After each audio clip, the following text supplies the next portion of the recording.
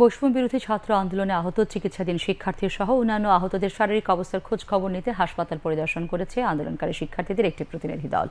আজ রাজধানীর Dhaka medical college হাসপাতালে প্রতিনিধি দলটি পরিদর্শন করে।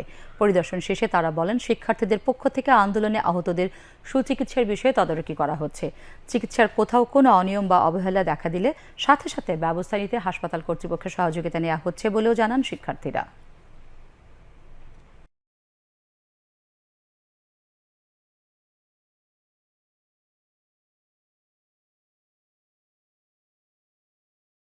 মূল কনসার্ন হচ্ছে এখন আহতদের পাশে দাঁড়ানো এবং যারা শহীদ হয়েছে তাদের হচ্ছে যেই ক্ষতিপূরণ রয়েছে, রাষ্ট্রীয় মর্যাদা রয়েছে সেটি নিশ্চিত করা এবং আমাদের যে জননিরাপত্তা আইন শৃঙ্খলা যে স্বাভাবিক করার জন্য পুলিশ যে রাস্তায় যেন নেমে আসে, আবার যেন আইন শৃঙ্খলা পরিস্থিতি স্বাভাবিক হয়, সেই জায়গাটি ত্বরান্বিত করার জন্য আমরা স্বেচ্ছাসেবী জায়গা থেকে আমরা চেষ্টা করে যাচ্ছি। আহত স্টুডেন্ট ছিল, তাদেরকে আমরা প্রপার ট্রিটমেন্ট করছে কিনা, ডক্টররা প্রপার দেখছে কিনা, ইভেন হচ্ছিল ডক্টররা ঠিক মতন আসতেছে কিনা।